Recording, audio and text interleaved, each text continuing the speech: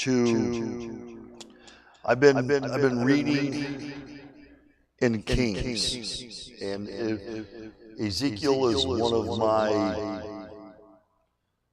favorite, if you will. If I could have a favorite, Ezekiel would be one of my, not your grandsons, but he is one of my favorites. But one of my favorite, let me qualify this, one of my favorite prophets. Okay? And so I want to take a peek this morning into the wisdom that the men of God from the Old Testament used. And that wisdom was the wisdom that was given them by God. Not necessarily their own wisdom or wisdom that they got from study or anything of that sort. They got that wisdom largely from prayer. Okay? And if you're not praying,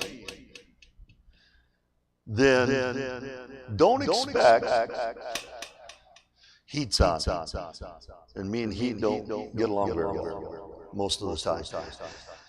And if you're not praying and expecting to get some wisdom from God, then don't expect to be very successful in this life. Because we can get and gain all the wisdom we want from education. Not saying anything is wrong with education. I believe in education. Believe me, I believe in education. I believe that every single person in the world needs to have, at the very minimum, a bachelor's degree in some. Okay?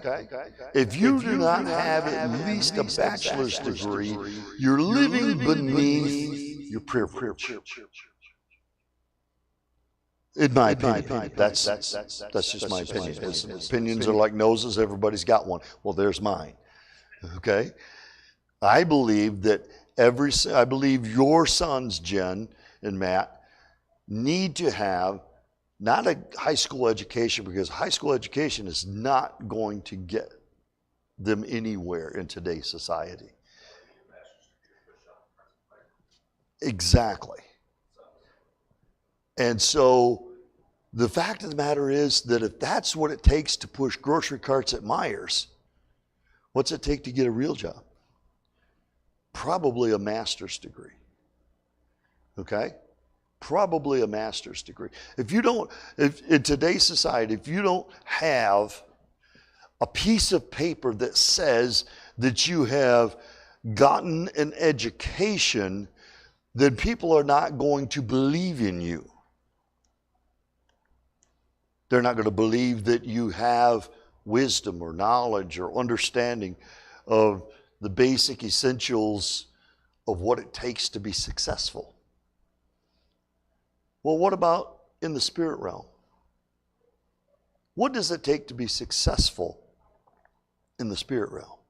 What does it take to be successful in living for God? Do we know? Do we have any ideas? Any suggestions? What's that? Fasting helps. Yes, it does. It humbles you. Yeah. And that's a very important thing to have when it comes to spirituality, is humbleness, meekness. Let's take a look at 2 Kings chapter 13, verses 14 through 19. 2 Kings chapter 13, verses 14 through 19.